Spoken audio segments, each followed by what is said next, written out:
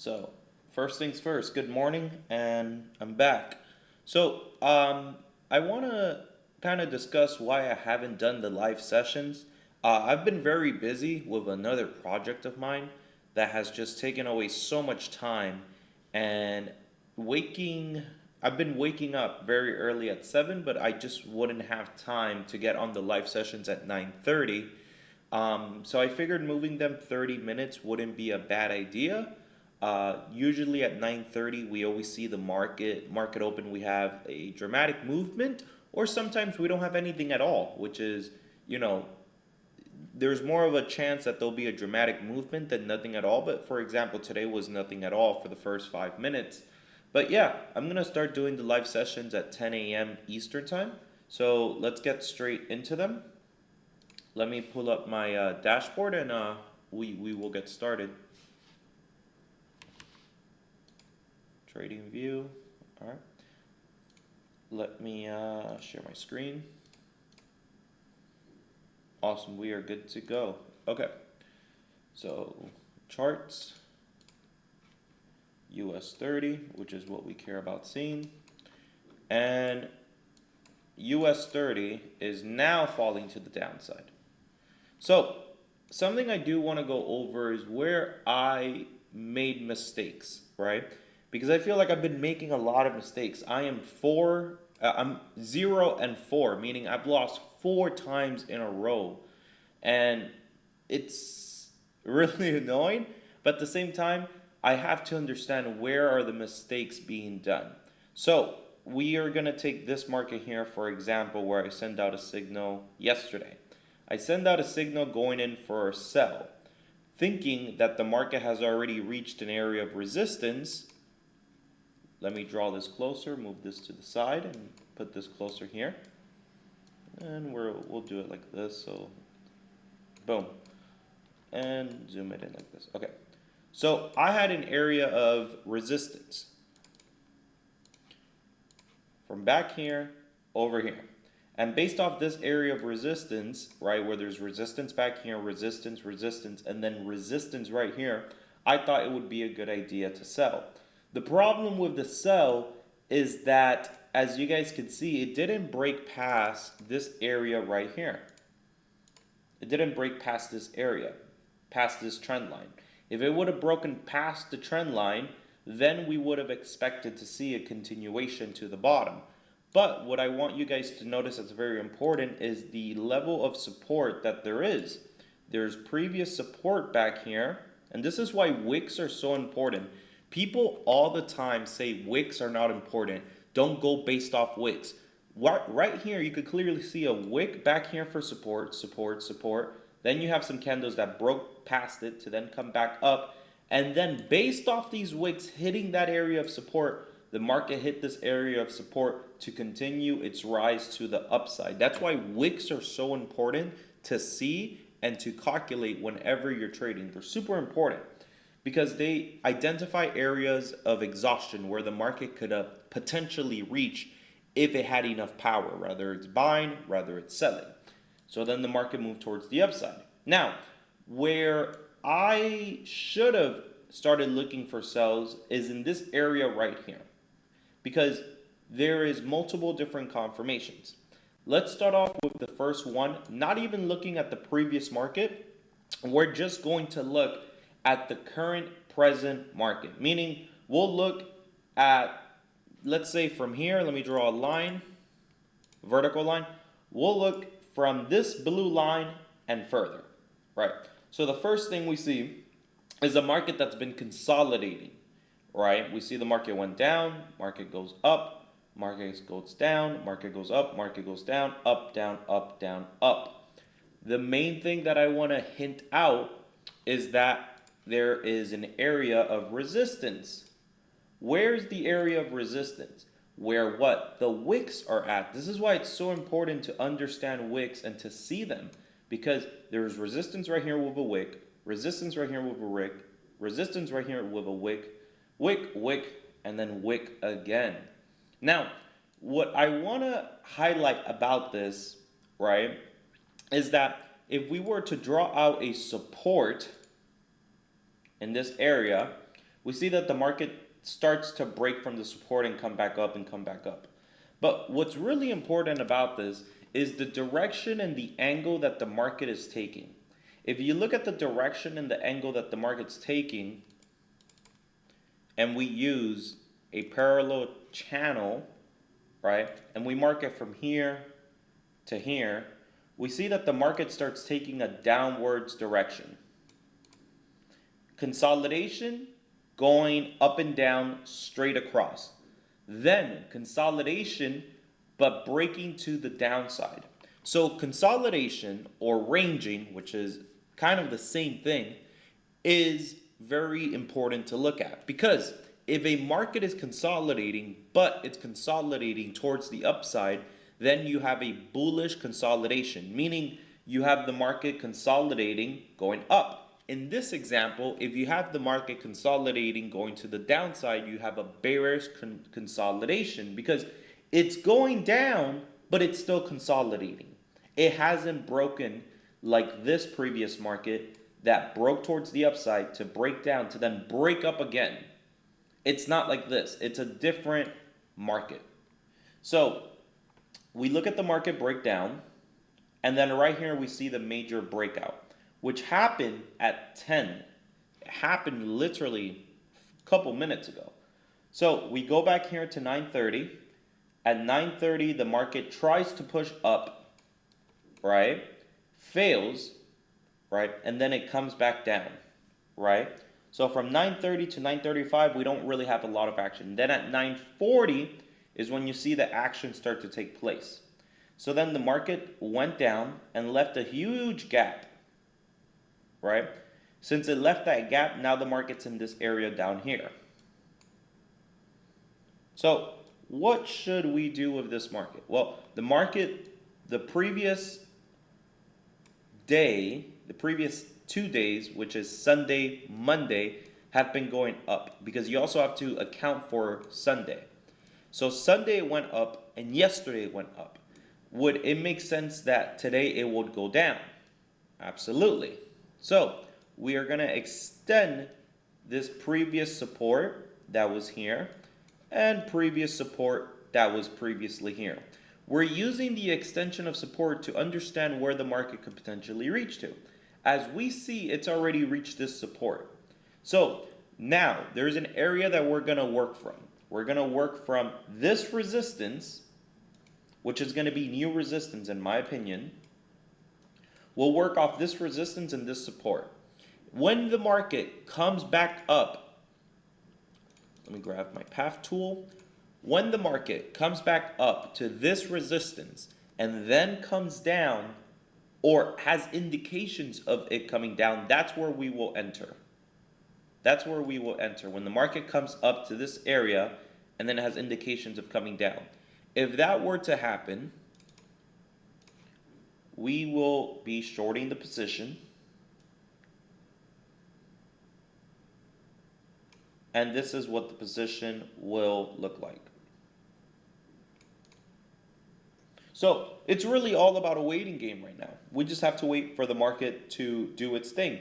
Now, what happens if the opposite happens? What happens if the market from this area breaks down below? Meaning it breaks down below, right? If it breaks down below, then we will enter it as well. So I'm just waiting for it to break down below that area.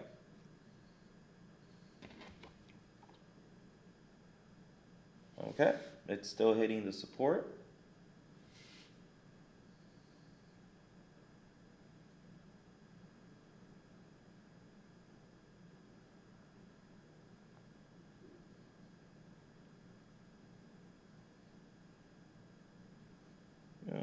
Hopping back onto this account.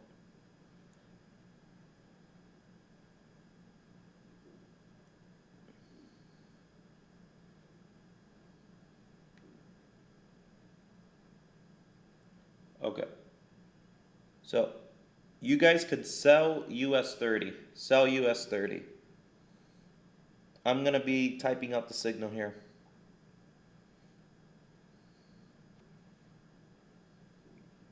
Okay. Boom, it's going. It broke down.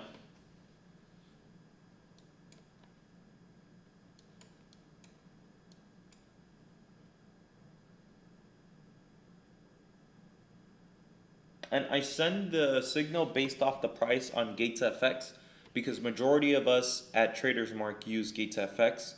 So that's the feed that I like to go based off from.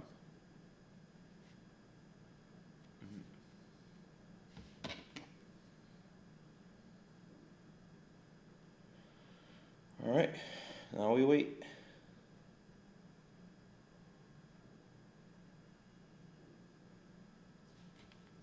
We're gonna go into even a shorter time frame.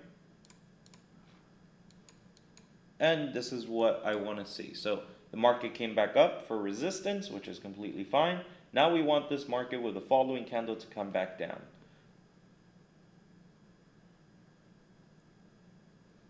So, and this will also complete this 5-minute candle. So if this 5-minute candle surpassed it, we'll see what the next 5-minute candle does because it already broke through it.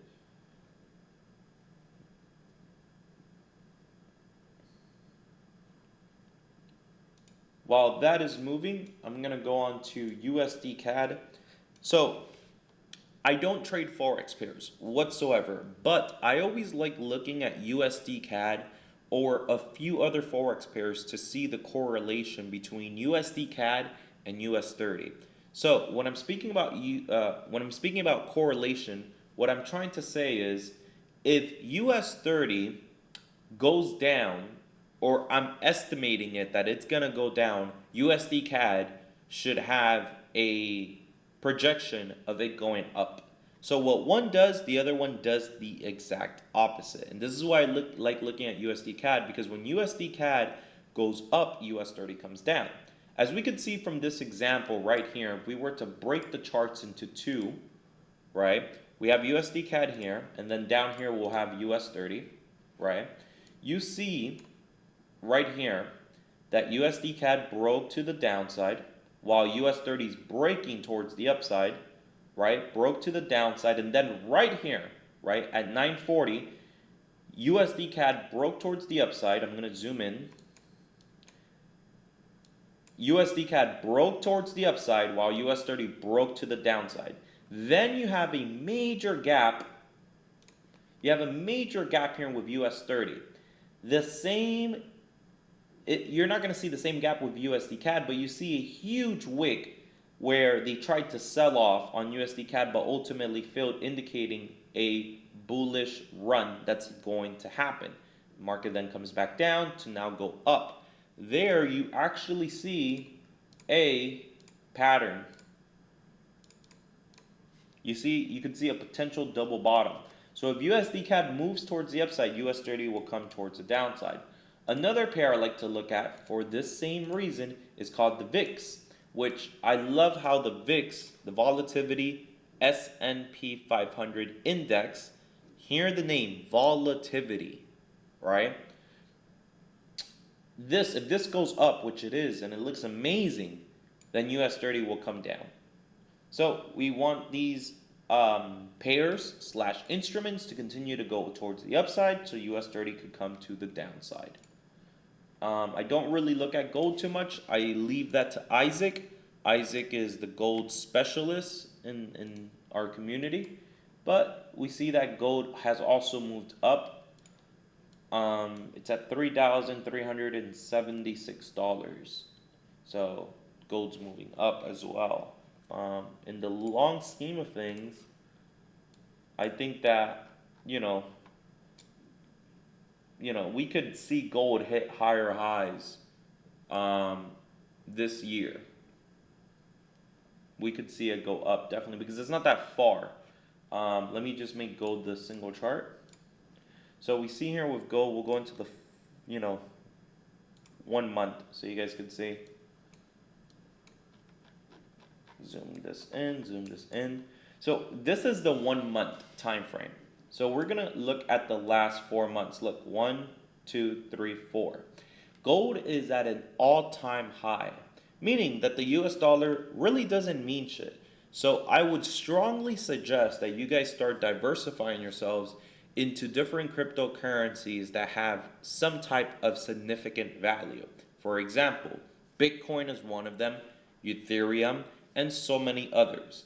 Reasoning is because if gold has came up strictly because of its value compared to the dollar, where do you think the dollar is going to be 3 years from now, 5 years from now, right? So start buying gold, start collecting gold, start diversifying that portfolio of yours into something that's going to grow 8 to 10% year over year, because these are long-term investments. This is not your typical 8 to 10% a month type of investment, which is really hard to find unless you have access to millions and millions of capital. But everyone here has no excuse why they can't put $100 into a mutual fund every single month, and then by the time they retire, they'll be multimillionaires.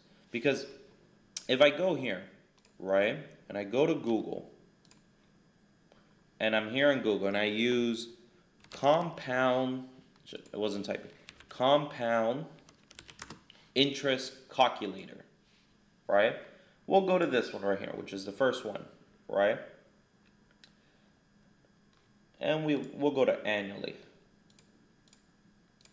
Monthly, because it'll be on a monthly basis. Initial investment. Let's say that you invest $1,000, right? Monthly contribution. I can't pronounce that word. Monthly contribution. I can't pronounce that word. Don't judge me. Let's say that you're just gonna every month put $100 into it. Length in years. Let's say that an average age here on this call, we're all 30 years old. I'm 26. Some of you could be older. Some of you could be younger. 30 times 30, which means from 30 to 60, right? Or 30 times 12, because it's by months, is 360 months. I'll put 30 because it says length of time in years that you plan to save, 30 years. Interest rate. Let's say the interest rate is an all-time, let's say 9%. Interest rates that you'll see above that you desire to see results for. Let's say we desire to see results of 12. Calculate. Check it out. The results in 30 years that you'll have 197,000. That's if you start saving at 30 years old. Now, let's say that you would start this, right, and you have 40 years to save. Let's say you started it at 20 years old, right? Look at the major difference. 500,000. Look at the major difference. So this, investing into a mutual fund that's doing 8 to 10% a month, let's say you're doing it for your kid, if you have a kid, right? Or when you have a kid, it's a great way of saving, because this money is also tax-free, because you don't take this money out once you have it. You don't take 500K out. You borrow against it. And every time you borrow money, you're loaning yourself a paycheck that is tax-free, because there's no taxes on loans. But let's get back into US30. This is just a quick example of $1,000 and then $100 every month for 40 years. You'll have back 500K if you get a 9%. Usually the S&P year after year does 8 to 13% year after year, unless we have a couple bad years, but typically that's what it does. So with US30, we're going to go back into the 5-minute time frame. Let me fix this. And the market's going down. Let's see what price it's at here in the broker. Broker, it's at 44.20. So we are about 45 points in profit. But yeah.